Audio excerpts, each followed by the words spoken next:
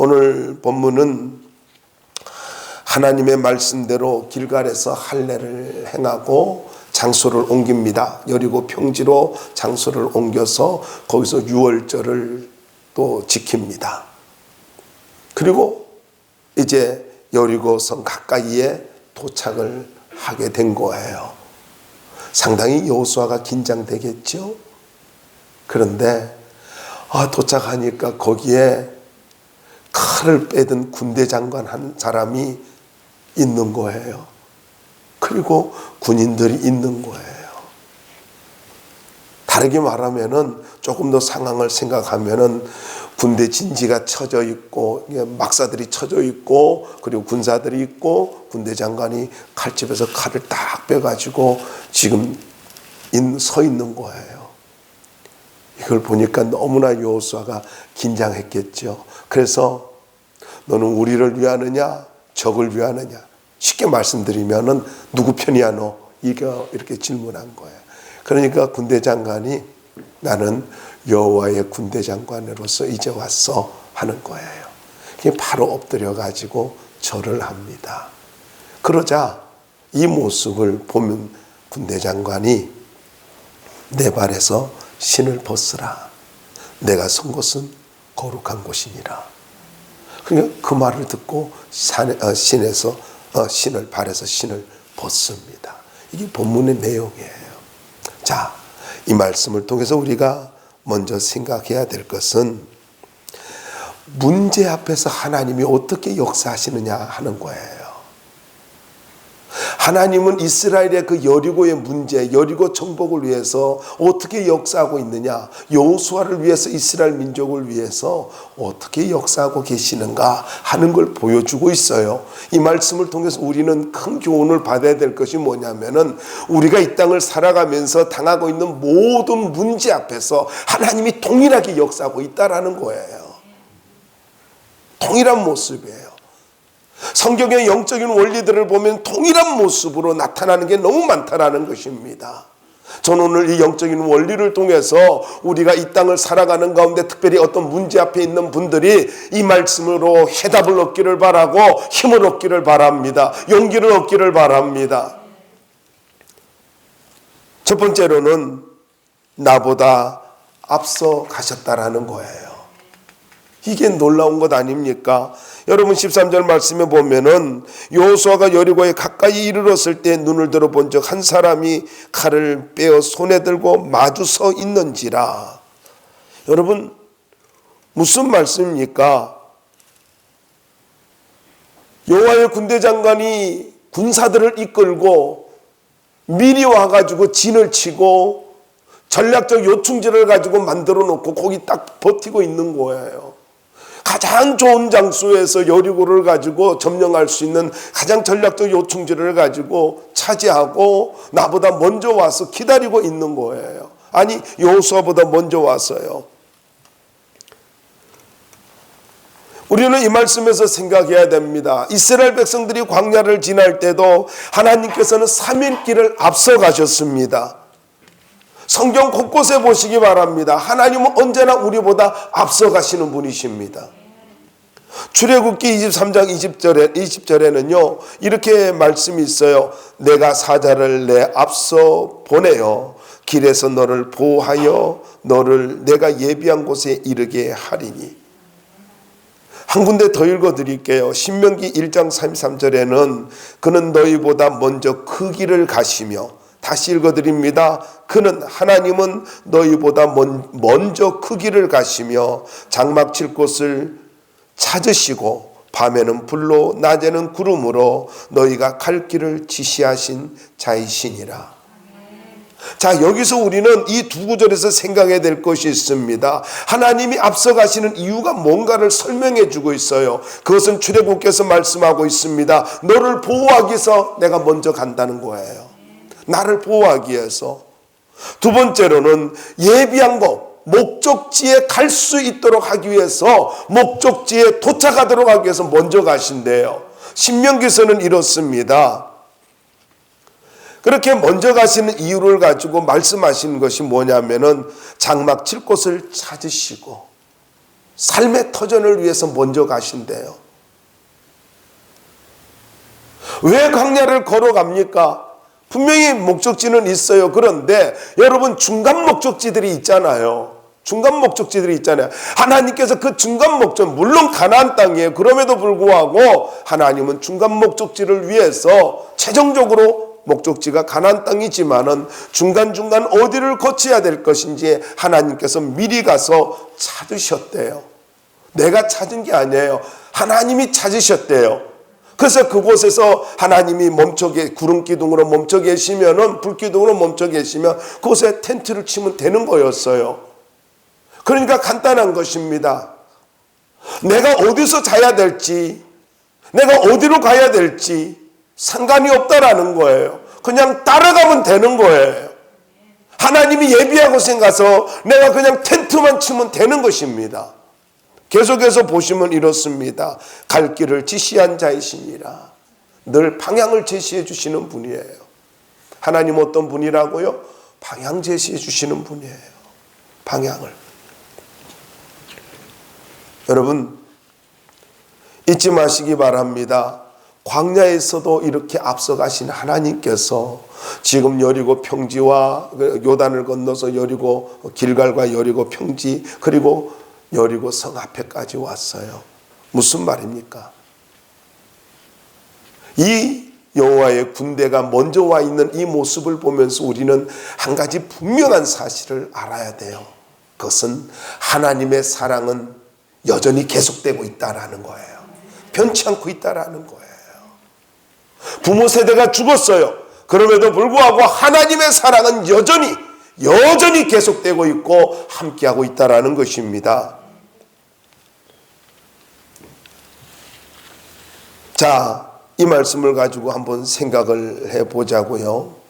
여러분, 하나님께서 이렇게 앞서가시는 그 모습 속에서 우리가 또 한 가지를 여기서 생각해야 될 것이 있습니다. 그것은 바로 하나님이 친히 싸워주시기 위해서 앞서가셨다. 내가 싸우는 게 아니에요. 내가 문제 해결하는 것이 아니라는 거지요. 하나님이 문제 해결하기 위해서 먼저 가셨대요. 그러면 여러분, 왜 이렇게 하셨을까요? 왜 이랬을까요? 가나안 전쟁은요, 이스라엘의 전쟁이라고도 할 수 있지만 하나님의 영적 전쟁입니다.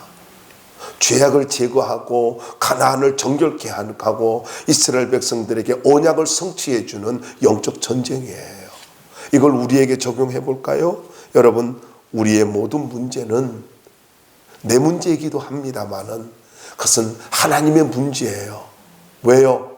그것은 영적 전쟁이기 때문에요.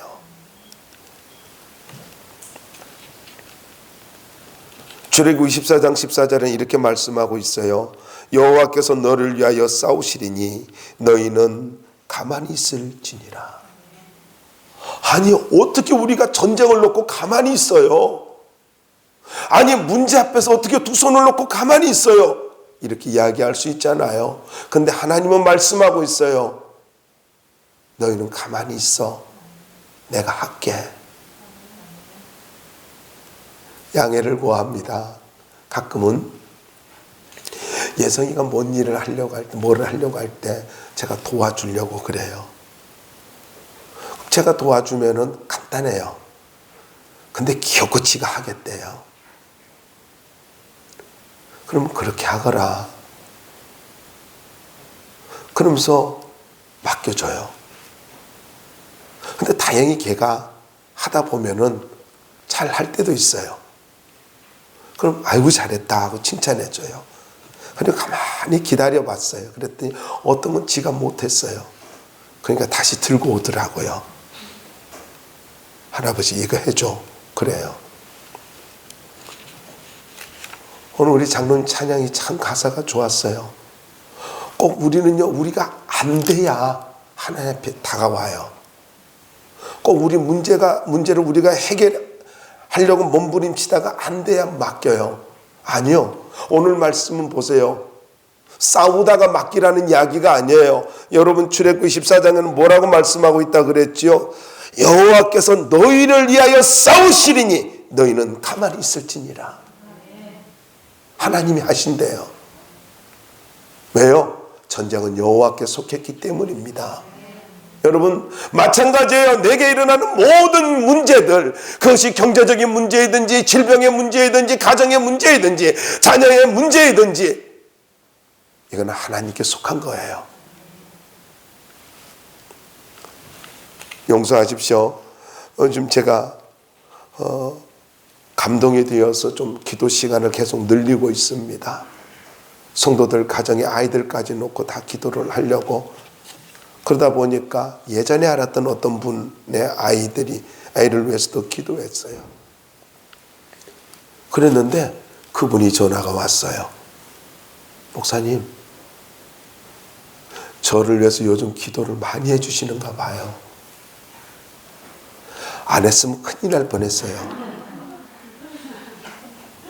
근데 그분이 그래요. 왜? 아이들이 지금 속을 엄청 썩이거든요. 너무 힘들어해요. 너무 많이 울어요. 그래서 기도할 수밖에 없죠. 기도를 했더니 아이들이 요즘 너무 좋아졌대요. 아멘, 나 안 해주는구나. 하나님이 기도하니까 하시잖아요. 그러면서 목사님, 이왕 기도하는 김에 제 동생도 위해서 기도해 주세요. 그러더라. 그래서 알았어요. 그리고 말았어요. 여러분, 오늘 이 말씀에 있는 대로 하나님이 내 문제 해결해 줄 줄로 믿고 나보다 앞서가신 하나님 온전히 의지할 수 있기를 바랍니다. 보세요. 나보다 더 능력 있는 여호와의 군대 장관이 군사들을 이끌고 앞에 와 있잖아요. 이스라엘이 뭐 전쟁을 얼마나 하겠어요? 광야에서 지나온 거 그들이 한 건 다른 거 없어요. 새벽에 나가가지고 만나 주워온 것밖에 없어요. 그리고 하루 종일 걸은 거. 그런데 제가 이런 생각을 했어요. 새벽 영성은 생겼을 것이고 또 한 가지는요. 매일 걸었으니까 체력은 좋아졌겠다. 40년 동안에 걸었으니까. 두 번째로 여기서 우리가 생각할 수 있는 것은요. 준비하고 기다려주시는 분이라는 겁니다. 준비하고. 13절 말씀에 보시면은 마주 서 있는지라 라는 말이 있죠. 마주 서 있는지라. 이 마주라고 하는 말이 무슨 말이냐면요. 중간에 아무것도 없는 상태로 적당한 어느 정도의 거리를 두고 맞은편에 서 있는 것.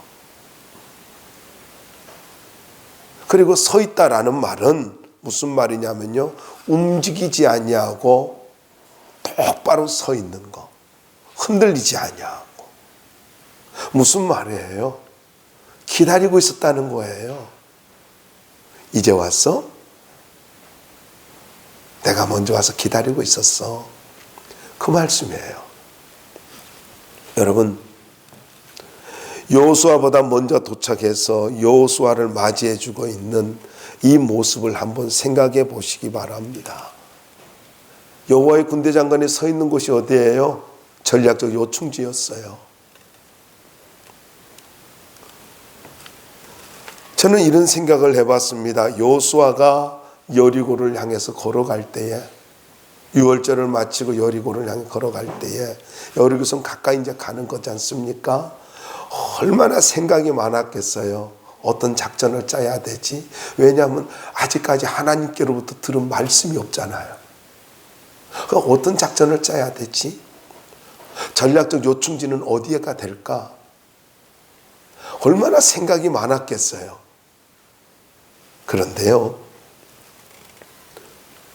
나의 모든 것을 아시는 하나님께서 여호와의 군대 장관을 가장 좋은 전략적 요충지에 앞서와 계시고 이미 다 작전을 짜놓고 계셨다는 거예요. 이게 놀라운 거잖아요. 여러분, 오늘날도 마찬가지입니다. 나보다 앞서 가시는 분이요, 나의 모든 문제를 해결해 주기 위해서 가장 좋은 위치에서 모든 것을 계획하고 계십니다. 누구를 만날 때 나는 어떻게 무슨 말을 해야 될까 자꾸 걱정하세요? 아니요. 무슨 말을 할지 걱정하지 말고 하나님 내게 말씀해 주십시오. 내 입술에 파수꾼을 세워주시고 내가 할 말을 할 수 있도록 말씀해 주십시오. 내 모든 걱정과 염려 주님 앞에 내려놓습니다. 내가 누구를 만나든지 하나님이 주시는 말씀, 하나님이 주시는 지혜를 가지고 말할 수 있도록 해주시고 그 사람을 만날 수 있도록 해주십시오. 이런 믿음의 고백이 있어야 된단 말이에요. 얼마나 긴장했는지 누구 편이야? 이게 여호수아도 상당히 긴장했나? 누구 편이야? 우리는요 꼭 그래요. 생각해 보세요. 흑백 논리가 우리는 그래. 너 내 편이야? 아니면 다른 사람 편이야? 자꾸 이렇게 평가를 하고 생각을 하는데 여러분 하나님은 언제나 내 편이셨어요. 언제나 내 편이셨다고요. 그래서 뭔가를 알아보려고 그렇게 하지도 말고요. 그리고 걱정하지도 말라는 거예요. 낙심하거나 절망하지 말라는 거예요. 왜요? 이미 나를 위해서 준비하고 계시기 때문에요. 준비하고. 그래서 여러분에게 도전을 드리고 싶습니다. 낙심과 절망과 포기는 영적 기회를 상실하게 만드는 사단의 무서운 전략이에요. 낙심한다고요? 그래서 건들지 말라고요? 절망스러운 상황이라고요? 그래서 모든 걸 포기하고 싶다고요? 여러분 잘 기억하세요. 하나님께는 포기가 없어요. 하나님이 나를 이끌어가는 길에는요 포기가 없어요. 반드시 우리에게 꿈을 이룰 수 있도록 하나님이 역사해 주십니다. 하나님의 약속은 반드시 이루어져요. 세 번째로 여기에 보면은 함께 해주시는 걸 볼 수가 있습니다. 14절 말씀에 보면은 그가 이르되 아니라 누구 편이냐 그러니까 그가 이르되 아니라 나는 여호와의 군대 대장으로 이 지금 왔느니라. 근데 여러분 이 말씀이 엄청난 말씀인 거 아세요? 여기 군대 대장이라 나는 여호와의 군대 대장이라 이런 말이 있죠. 근데 이 말의 히브리어 원문을 보면은요 여호와 체바오트라는 말이 들어가 있어요. 여호와 체바오트, 만군의 여호와라 이 말이에요. 만군의 여호와. 그러니까 지금 이 군대 대장이 누구라는 이야기예요? 만군의 여호와라는 거예요. 모든 군대를 다스리는 여호와 체바오트라는 거예요. 여러분 잘 기억하시기 바랍니다. 영적 전쟁을 위해서는 하나님이 직접 움직이신다는 거예요. 하나님이 직접 내 모든 문제를 해결하기 위해서 만군의 여호와가 나와 함께 하시고 지금 나를 찾아와 주셨고 지금 이 문제를 해결하기 위해서 여기에 계신다는 거예요. 저는 여러분들에게 도전 드리고 싶습니다. 가나안 전쟁에 만군의 여호와가 여호수아와 함께 하셨던 것처럼 하나님이 여러분의 모든 문제 가운데 해답이 되시는 하나님께서 함께해 주시는 은혜가 있기를 바랍니다. 그렇다면 여러분 무거운 책임감 때문에 나 홀로 무거운 인생의 짐을 지고 간다라고 생각하고 있어요? 다시 말씀을 드립니다마는 하나님은 여호수아가 혼자 싸우도록 내버려 두신 분이 아니라는 이야기예요. 지도자는 늘 외롭잖아요. 모든 무거운 책임감이 있잖아요. 가정으로 말하면 가장은 언제나 삶의 무게가 있잖아요. 제가 양해를 구할게요. 우리 아들이 이제 훈련을 받으러 군에 가기 전에 아우르트시 훈련을 받으러 이렇게 갔나 봐요. 근데 아마 군대 갔다 온 분 다 알잖아요. 논산에는 눈물고개가 있어요. 근데 거기 가면은 꼭 시키는 노래가 있죠.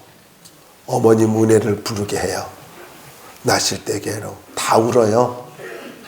다 울어요. 근데 아마 저도 몰랐죠. 아들이 갔다 와서 준혁이가 이야기하더라고요. 거기 가는데 이렇게 훈련을 시키고 이제 기합을 주면서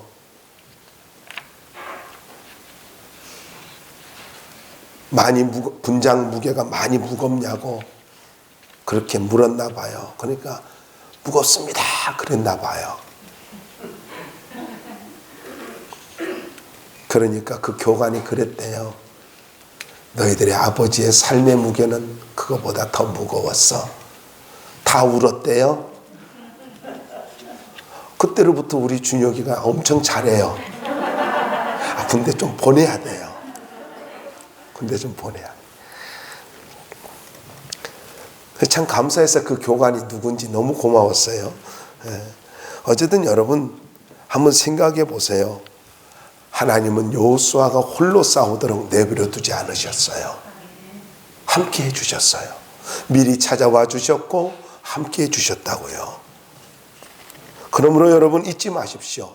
하나님은 결코 내가 인생길을 홀로 가도록 버려두시는 분이 아닙니다. 내가 보지 못한다 할지라도 나보다 앞서 가시는 분이며 언제나 모든 걸 준비하시고 나와 함께해 주시는 분이십니다. 그래서 이렇게 말씀하고 있어요. 이사야서 41장 10절 말씀에 보면은 두려워하지 말라 내가 너와 함께함이라 놀라지 말라 나는 내 하나님이 됨이라 내가 너를 굳세게 하리라 참으로 너를 도와주리라 참으로 나의 의로운 오른손으로 너를 붙들리라. 참으로 도와주신대요. 하나님께서 진짜로 도와주신대요. 그리고 붙들어 주신대요. 도와주실 뿐만 아니라 삶의 무게가 무거워서 때로는 내가 잘못 판단해서 넘어지려고 할 때에도 하나님께서 내 다리를 붙들어 주시고 내 걸음을 붙들어 주시고 넘어지지 않도록 지켜주신대요. 할렐루야 아닙니까? 뿐만 아니라 여호수아 1장 9절 말씀에 보면은 내가 내게 명령한 것이 아니냐 강하고 담대하라 두려워하지 말며 놀라지 말라 내가 어디로 가든지 내 하나님 여호와가 너와 함께 하느니라. 어디로 가든지 네가 어느 곳에 있든지 환경을 불문하고 사람을 불문하고 시간을 불문하고 내가 너와 함께 있을 거야. 이 약속을 하고 있는 거예요. 자, 그러면 어떻게 해야 돼요?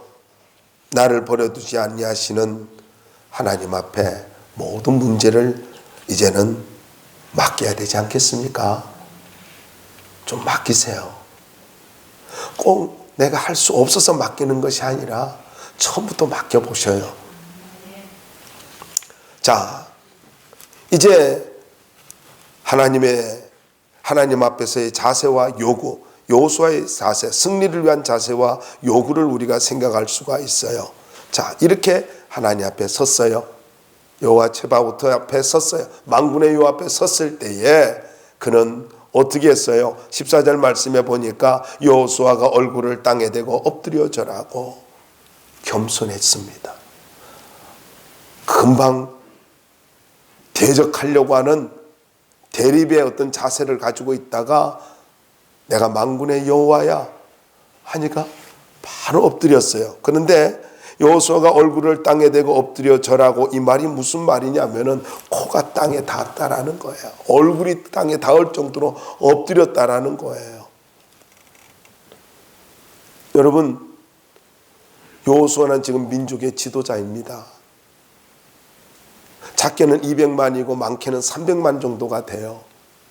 그래서 저는 뚝 잘라서 250만이라고 또 하는데, 여러분 이렇게 수백만 명이 바라보는, 민족이 바라보는 그런 상황이잖아요. 백성들의 시선이 지금 자기를 향하고 있잖아요. 그럼에도 불구하고 얼굴이 땅이 되도록 엎드려 버립니다. 낮아지는 거예요. 여러분, 이것은 매우 중요한 자세입니다. 아무리 내 위치가 어떠하든지 간에, 내가 지금 어떤 상황이든지 간에, 어떤 목적을 가지고 있든지 간에, 그리고 사람들이 어떻게 바라보든지 간에 가장 중요한 것은요, 하나님 앞에서는 언제나 엎드려야 된다는 거예요. 내 경험도 내 지식도 나의 모든 계획도 하나님 앞에서 다 내려놓고 내가 엎드려야 돼요. 엎드려야 된다고. 낮아지는 것. 여러분, 가나안 전쟁이 중요해요. 여리고를 정복한다는 건 너무너무 중요해요.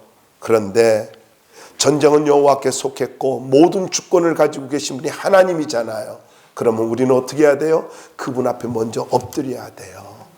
먼저 엎드리는 연습이 돼야 되고 먼저 엎드리는 자세가 되어야 한다라는 것입니다. 다시 말씀을 드립니다.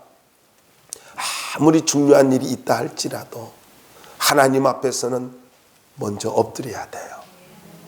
그래야 인생이 풀어지게 되고 문제가 해결되어질 것입니다.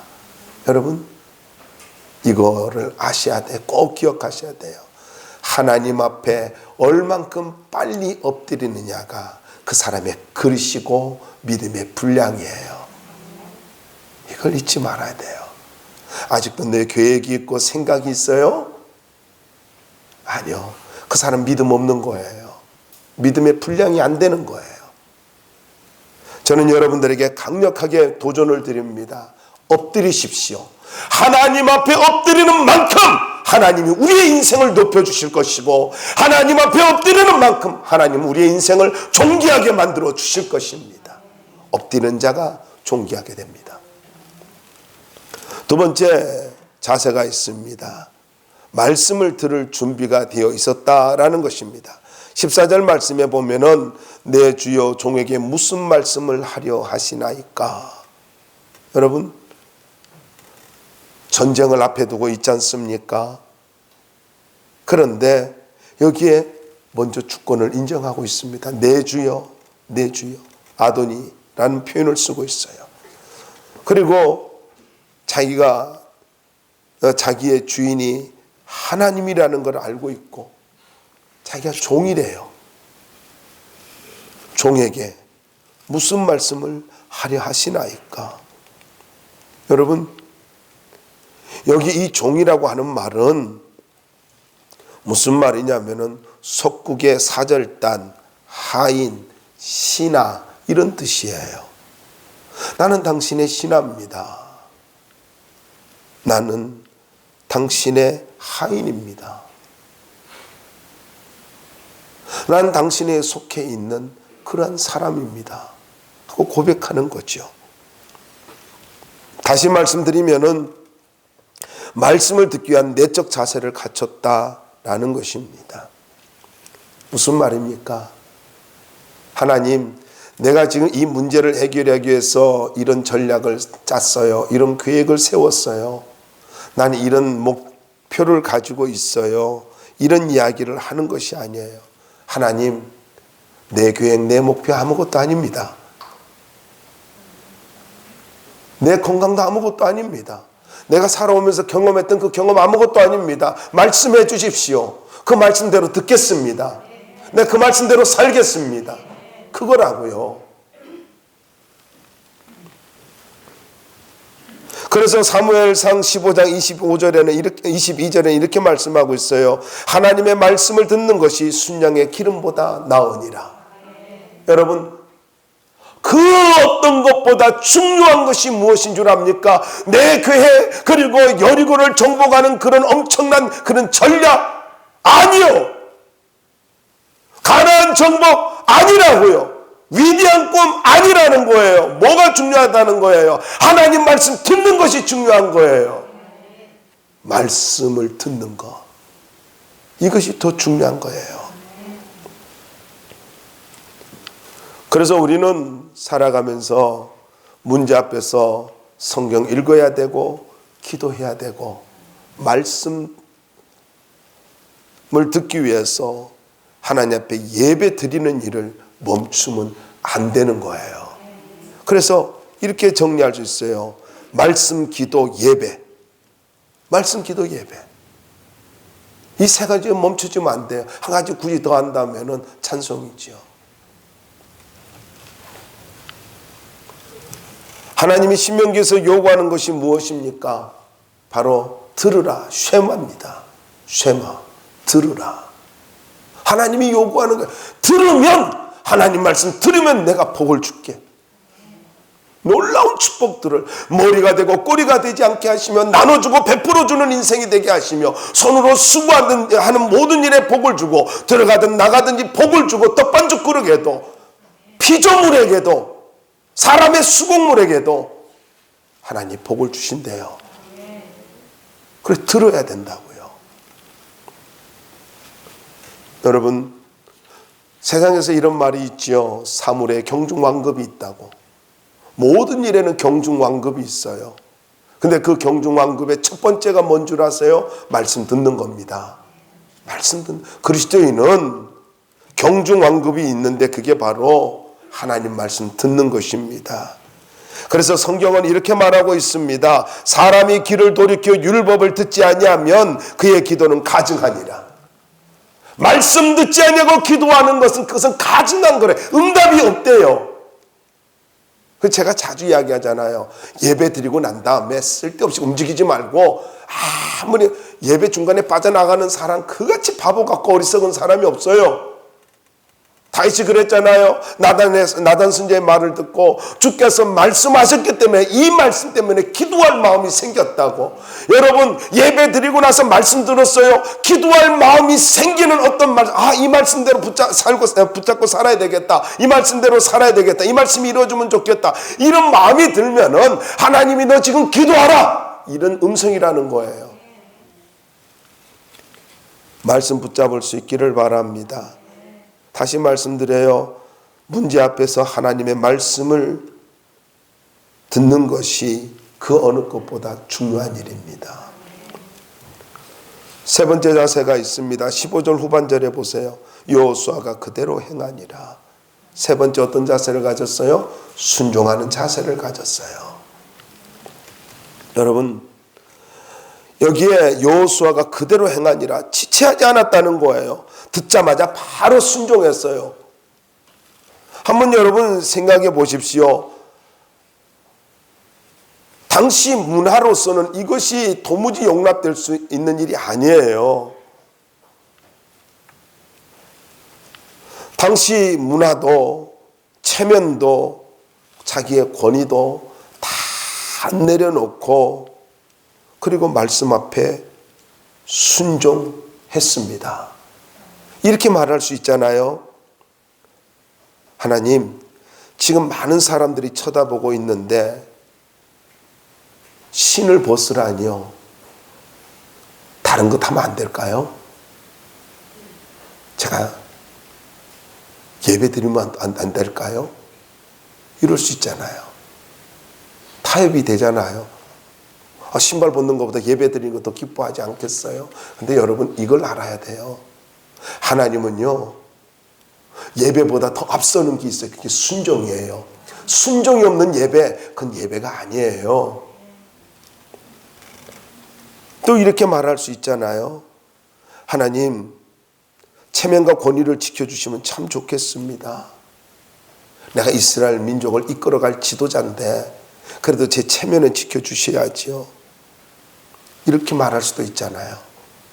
그런데 아무런 이유를 달지 않고 질문도 하지 않고 그대로 순종을 했습니다. 왜요? 순종을 하나님이 가장 기뻐하셔요. 순종이 제사보다 낫다라는 말이죠. 여러분, 하나님은 순종하는 자를 반드시 축복해 주십니다. 문제의 해답은 순종하는 자인데 있다라는 것입니다. 순종하다 보면 해답을 발견하게 됩니다. 그리고 하나님의 영광과 축복을 경험하게 만들어 주십니다. 그래서 믿음으로 살아가는 자에게 꼭 필요한 것은 순종이에요. 순종이 가장 아름다운 덕목 중에 하나입니다. 자, 마지막으로 승리를 위한 요구가 있죠. 자, 15절 말씀 보시면은 여호와의 군대 대장이 여호수아에게 이르되 내 발에서 신을 벗으라. 내가 선 곳은 거룩하니라. 여러분, 고대 근동에서 신발은요, 발바닥을 보호할 정도로 가죽을 가지고 가죽에다가 발바닥을 보호하는 정도의 가죽에다가 끈을 끼워 가지고 발바닥과 등을 이렇게 보호하는 거란 말이죠. 그래서 당연히 이 발목에다 이렇게 묶는 샌달 모양이에요. 아마 옛날 영화를 보면 이런 게 나오는데, 그게 무슨 말이냐면요, 발이라고 하는 것은 가장 더러워지기 쉬운 부분입니다. 그래서 신발을 벗으면은 더러움이 그대로, 발이 얼마나 더러운지 다 노출되는 거예요. 그래서 이 더러움이 죄를 상징하고 있어요. 그래서 신발을 벗는다는 것은 먼지투성이의 발의 수치를 드러내는 것이고 수치스러운 죄를 드러내는 것과 같다라는 거예요. 또 한 가지 중요한 게 있어요. 신을 벗는다라는 것은 내가 당신의 노예입니다라는 고백이에요. 아니, 지도자예요. 그런데 지금 군대 장관 앞에 노예가 되는 모습이에요. 그래서 자기의 수치를 다 드러내는 거예요. 걸어왔으니까 얼마나 지저분했겠어요. 짓궂은 생각도 좀 해봤어요. 잘 못 씻었다면 엄청 발도 지저분하겠다. 그럴 수 있잖아요. 어떤 사람은요, 이 발을 그렇게 내놓기 싫어해요. 근데 제가 어떤 여자분 보니까 난 그런 분이 좋아요. 양말도 안 신고요, 그 발톱에다가 매니큐어 빨간 거 바르고요, 어쩌면 그렇게 당당하게 다니는지 몰라요. 어떤 분 보고 제 목양 좀 들어오시라고 그랬어요. 그랬더니 한 분은 매니큐어 칠했다고 아주 발가락을 춤추면서 들어오는 사람이 있는가 하면은, 어떤 분은요, 아우 양말 안 신어서 못 들어온대요.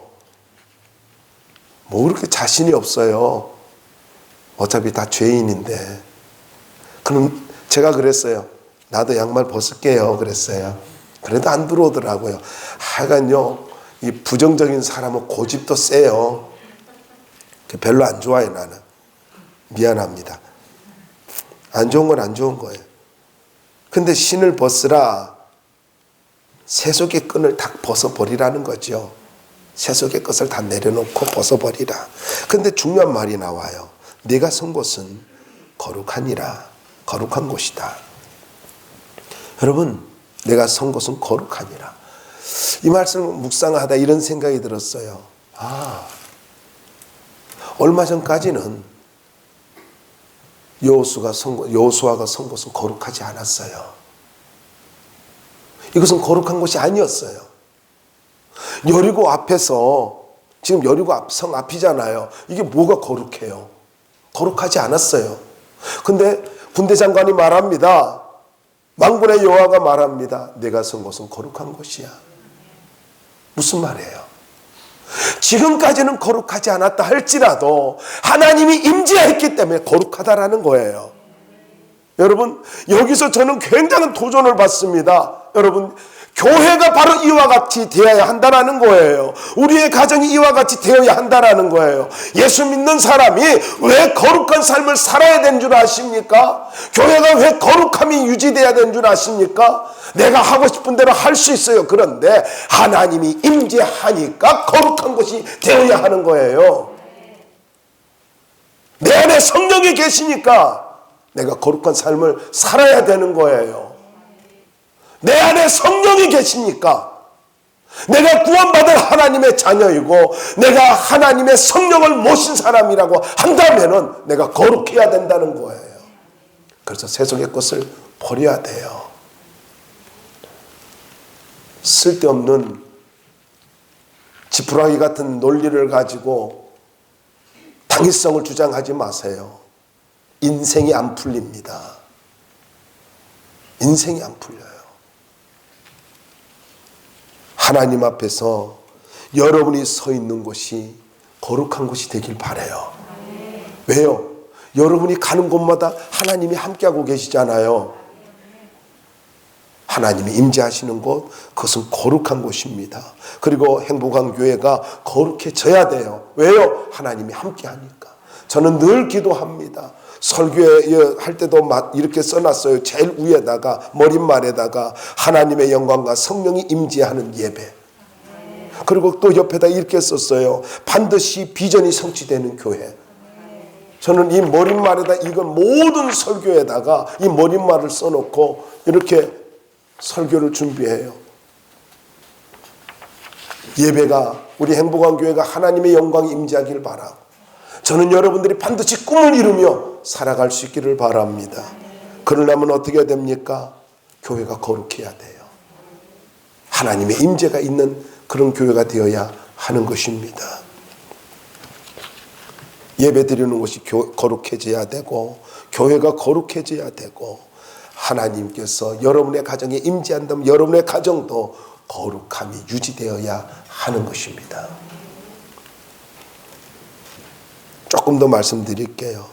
우리의 삶의 현장이 사명지가 되어서 거룩할 수 있기를 바랍니다. 결론입니다. 하나님은 우리를 도와주시기 위해 역사하시는 분이십니다. 이게 결론이에요. 여호수아가 긴장할 때 하나님이 먼저 와 계셨잖아요. 어떻게 알았겠어요? 몰랐을 거 아니에요. 여호와 평지에서 여리고 평지에서 이제 여리고성 가까이 갈 때에 하나님이 계셨으리라고 어떻게 생각했겠어요? 전혀 생각 못했잖아요. 그런데 어때요? 하나님이 미리 와 계시잖아요. 맞아주시잖아요. 여러분이 가는 곳마다 하나님이 미리 가서 여러분을 기다리고 계신다는 것을 믿으시고 하나님 앞에 나 어떻게 하면 좋아요? 내가 뭐 하면 좋아요? 늘 질문하며 살 수 있기를 바랍니다. 그러면 하나님께서 여러분 인생의 해답이 되어질 것입니다.